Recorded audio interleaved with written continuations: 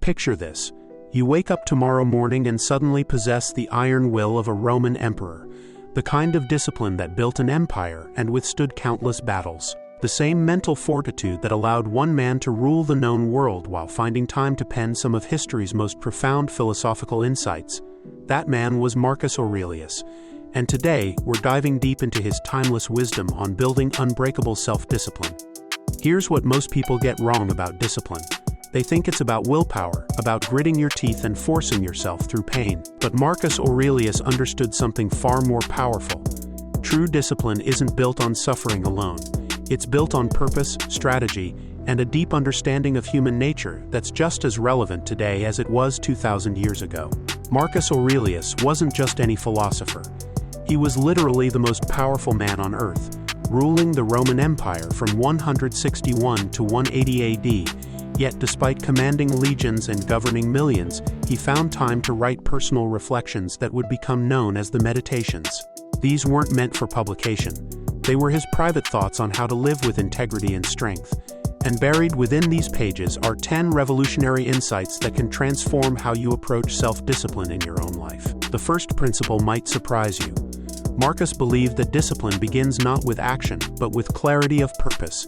He wrote about the importance of understanding why you get out of bed each morning. Without a compelling reason to act, discipline becomes nothing more than self-torture. Think about it this way. If you have a flat tire on a busy highway, you don't need motivation to change it. The purpose is crystal clear. Get back on the road safely. You'll change that tire whether you're tired, frustrated, or running late because the why is undeniable. This is where most people fail with their goals. They focus on the what and the how, but never establish a rock-solid why. If you want to write, your purpose isn't just to put words on paper. Maybe it's to share stories that could change someone's life. If you want to get fit, it's not about looking good in photos. Perhaps it's about being healthy enough to play with your grandchildren decades from now. When your purpose runs deeper than surface desires, discipline becomes automatic. But purpose alone isn't enough. The second principle involves what Marcus called turning your desire to stone. This means building unwavering commitment not just to your big goals, but to every small action along the way. Real discipline lies in the details. It's not enough to commit to losing weight. You need to commit to refusing that second slice of pizza on Tuesday night when you're stressed about work. You need to commit to that morning workout even when your bed feels like the most comfortable place on earth. This is where strategic planning becomes crucial. Break your massive goal into smaller milestones, create deadlines, build systems that make success inevitable. When you have a clear roadmap, you're no longer relying on motivation. You're following a proven path that others have walked before you. Marcus understood that overwhelming feelings lead to procrastination, and procrastination is the enemy of all progress. The third principle is perhaps the most challenging for modern people. Show up every day, no matter what. Marcus emphasized building life action by action, being content when each small action achieves its purpose. Consistency trumps intensity every single time. The person who writes 1 page daily for a year will produce a book. The person who waits for the perfect day to write 10 pages will produce nothing but excuses. Here's the brutal truth. 95% of people fail to achieve their goals not because they lack knowledge or resources, but because they lack consistency. They start strong, miss a day, then let that single failure spiral into complete abandonment. But Marcus taught that a bad day doesn't define your character. Your ability to get back up and continue does. Every morning offers a fresh start. Every moment presents a new opportunity to align your actions with your values. This leads to the fourth principle, which modern comfort culture desperately needs to hear. Practice voluntary hardship. Marcus advocated disciplining yourself in small things to prepare for greater challenges. This isn't about becoming a masochist. It's about building resilience by deliberately choosing discomfort when you don't have to. Take cold showers, skip a meal occasionally, sleep without air conditioning, leave your phone at home for an entire day. These small acts of voluntary discomfort serve a deeper purpose. They teach you that you're stronger than you think. They prove that comfort isn't essential for survival. When real hardship arrives, and it will, you'll have the mental toughness to handle it because you've practiced being uncomfortable on your own terms. The fifth principle addresses one of the biggest obstacles to modern discipline: learning to distinguish between what you can control and what you cannot. Marcus wrote extensively about having power over your mind while accepting that outside events remain beyond your influence. How many times have you derailed your progress because you got upset about something completely outside your control? Traffic, other people's opinions, economic conditions, weather, politics.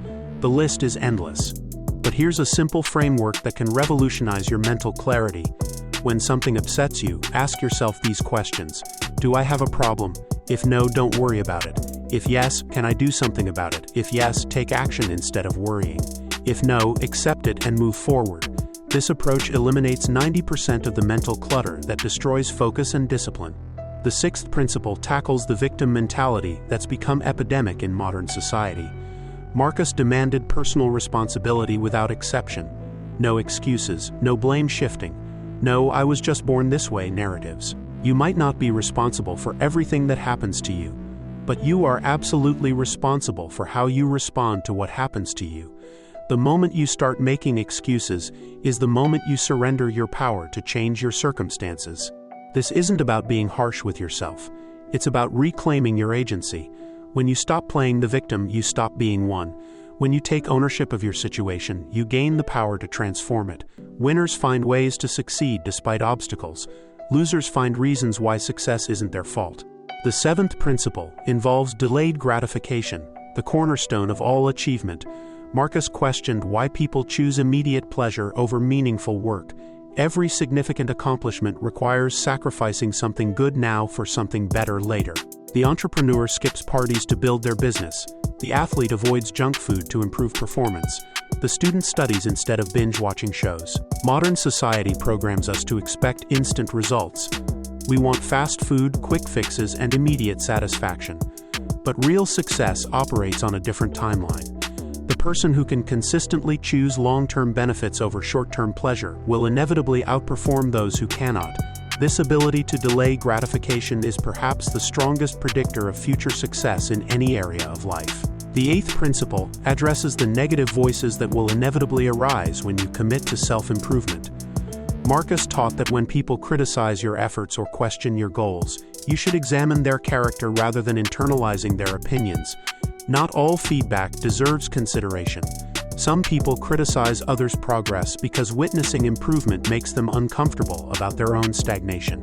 This doesn't mean becoming arrogant or dismissive of all criticism. Seek honest feedback from people you respect, people who have achieved what you're working toward. But don't allow random opinions from uncommitted individuals to derail your progress. Their voices carry no weight because their results speak to their credibility. The ninth principle involves finding role models who embody the discipline you're trying to develop. Marcus emphasized spending time with people of good character, learning from their examples. This doesn't require personal relationships with successful people. You can study anyone who has mastered the habits and mindset you're developing. Read their biographies, watch their interviews, analyze their strategies. Ask specific questions. How did they develop their discipline? What specific actions did they take consistently? What obstacles did they overcome? How did they handle setbacks? Then adapt their approaches to your own situation. Success leaves clues, and disciplined people often share similar patterns of thinking and behavior. The final principle might be the most practical: honest daily self-examination. Marcus advocated ending each day by reviewing your actions, identifying what went well and what could improve. This isn't about self-criticism or dwelling on mistakes. It's about developing self-awareness and course-correcting quickly when you drift off track. Ask yourself these questions each evening. Where was my discipline tested today? What did I do well? Where did I fall short? Why did this happen? How can I improve tomorrow? This practice builds self-awareness and helps you spot patterns in your behavior. You begin to recognize the circumstances, emotions, or triggers that challenge your discipline, allowing you to prepare better responses in advance. But here's the crucial part Marcus emphasized: forgive yourself for mistakes while still learning from them. Self-compassion actually increases future discipline more than self-punishment. When you beat yourself up for failures, you create negative associations with your goals. When you forgive yourself and focus on tomorrow's opportunities, you maintain the positive motivation necessary for long-term success. These 10 principles from Marcus Aurelius aren't just historical curiosities. They're a practical blueprint for developing the kind of discipline that transforms lives. Start with clarity of purpose. Build unshakable commitment to small daily actions. Show up consistently regardless of how you feel. Practice voluntary discomfort to build resilience. Focus only on what you can control. Take complete responsibility for your results. Choose long-term benefits over short-term pleasure. Ignore critics who haven't achieved what you're pursuing. Learn from people who embody the discipline you want. And review your progress honestly while maintaining self-compassion. The emperor who ruled the ancient world understood something we're still learning today. True discipline isn't about forcing yourself through misery. It's about aligning your daily actions with your deepest values and highest aspirations. It's about becoming the kind of person who naturally makes choices that serve your long-term well-being. Start implementing these principles today and discover the same unbreakable discipline that built empires and withstood the test of time. If you got value from this video, like and subscribe to our channel.